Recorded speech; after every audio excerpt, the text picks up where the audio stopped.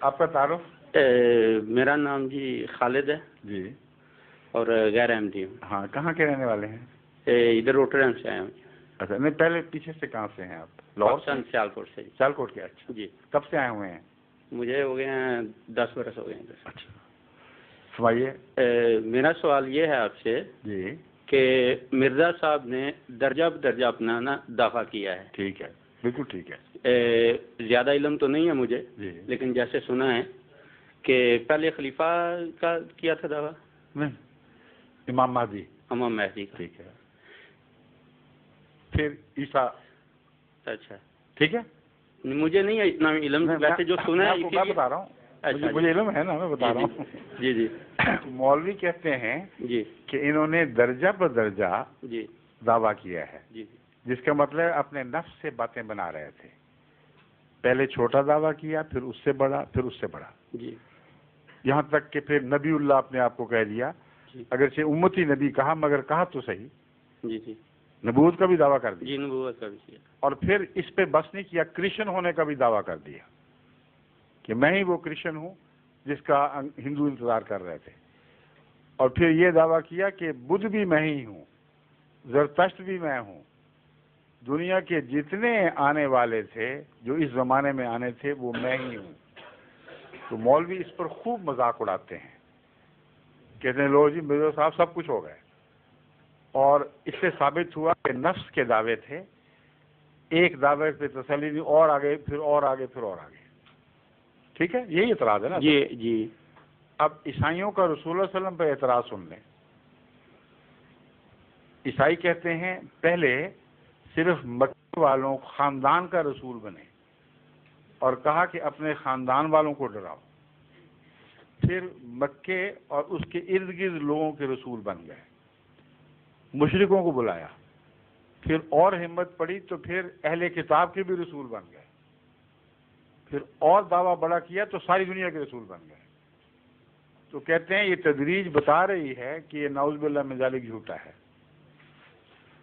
یہ دونوں اعتراض بالکل ایک ہی شکل کے اور دونوں لغو اور بالکل الٹ نتیجہ ثابت کرتے ہیں, بجائے اس کے کہ ان کو فائدہ دیں. اب میں آپ کو اس طریق کی وجہ بتاتا ہوں. جی.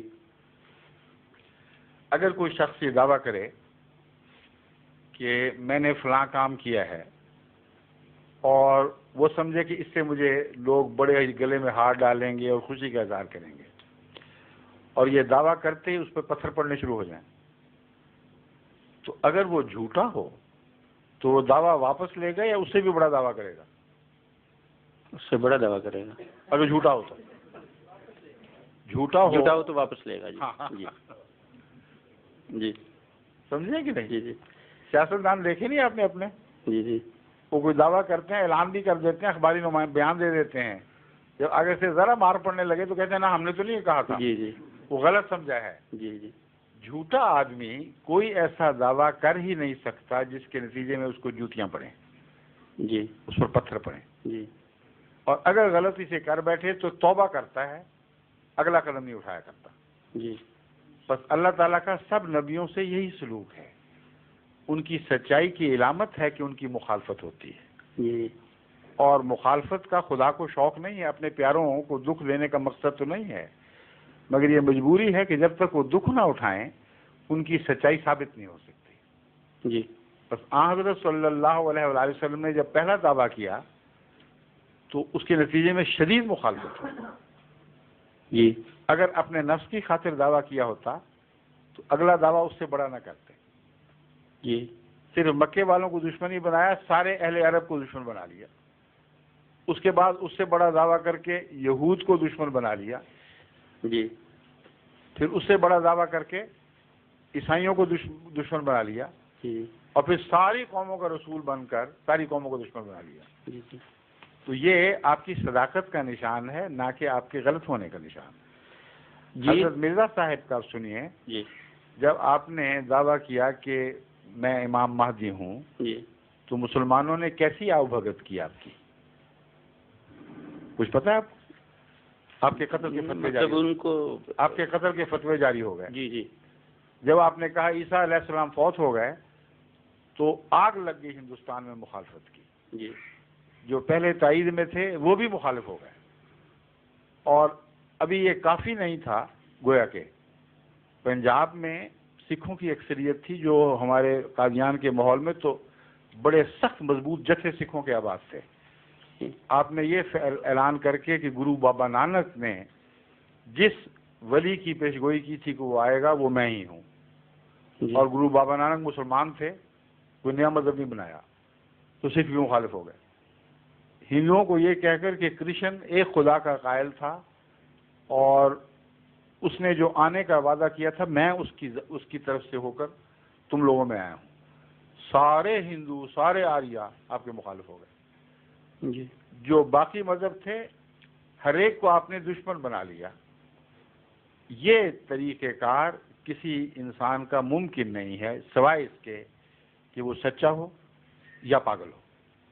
دو باتوں کے سوا ممکن ہی نہیں. اگر پاگل ہو تو پاگل جو دعوے کرتے ہیں لوگ ان کو اپنے حال پر ہی چھوڑ دیتے ہیں، خود ہی اپنی موت مر جاتے ہیں. جی پاگل ہزار دعوے کرتے پھرتے ہیں گلیوں میں، کوئی کچھ نہیں کہتا، بچے پتھر مارتے ہیں. نہیں، لیکن میری عرض یہ ہے کہ آپ نے اس کی مثال دی ہے یہ سیاست دانوں کی، یہ تو عام دنیا میں ہے نا لوگ، اور یہ جو آپ دوسری ابھی مثال دے رہے ہیں پاگلوں کی، یہ بھی اس سے میچ نہیں کرتی. جتنے نبی آئے ہیں ہمارے انہوں نے ایک ہی بار دعویٰ کیا ہے اور ایک ہی اسٹیپ کا کیا ہے. غلط کہہ رہے ہیں آپ، یہی تو میں نے ثابت کیا ہے.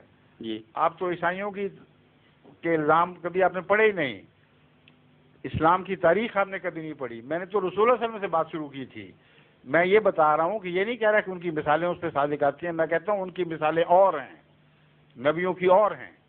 جی نہ وہ پاگلوں والی مثال ہے، جی جی نہ وہ دنیا داروں کی مثال ہے. جی جی کیونکہ نبی سچے ہوتے ہیں اس لیے ان کا اگلا دعویٰ پہلے دعوے سے بڑھ کر ہوتا ہے. اور اس کی سب سے بڑی مثال رسول اللہ صلی اللہ علیہ وسلم ہے.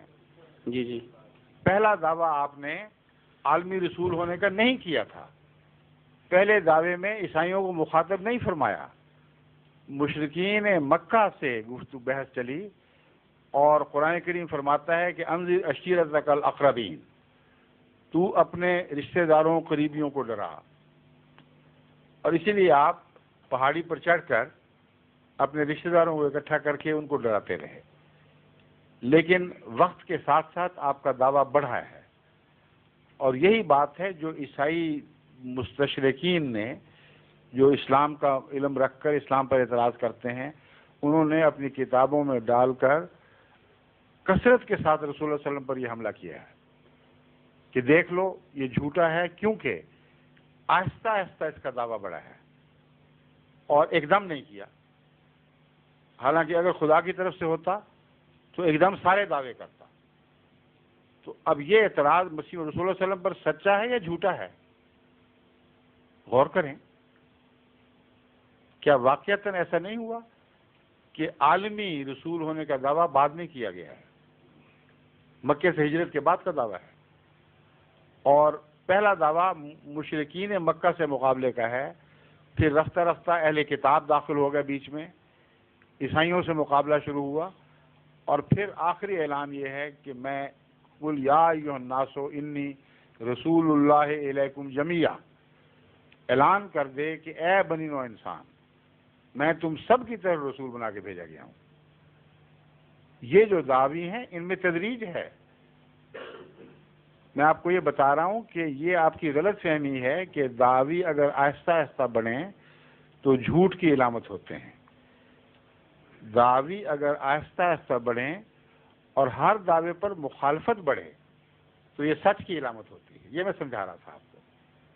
ثبوت دے رہا ہوں کہ جھوٹے آدمی جب دعویٰ کرتے ہیں اور توقع کے خلاف لوگوں میں حاضر عزیز ہونے کی بجائے اور بھی لوگ نفرت کرتے ہیں تو پھر اگلے دعوے نہیں کیا کرتے، واپس آ جا کرتے. جی انبیاء مخالفت کے باوجود بڑے دعوے کرتے ہیں. یہ ثبوت ہے اس بات کا کہ دنیا کی ان کو پرواہ نہیں، اللہ پر توکل کرتے ہیں اور اللہ ان کی حفاظت کرتا ہے. سمجھے؟ ٹھیک ہے، بس یہی سوال تھا میرا. شکریہ. ظہور مہدی آخر زمان